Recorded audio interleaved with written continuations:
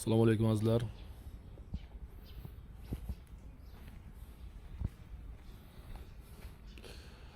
Yasadik juda go'zal chiqdi.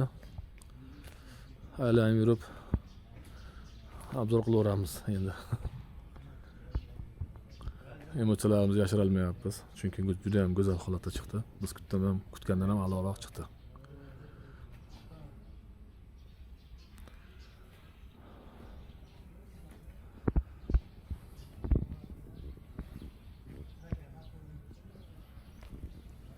Buni qarang. Daraxtlar orasida xuddi o'rmon ichida turgandek go'zal bo'lib turishini qarang.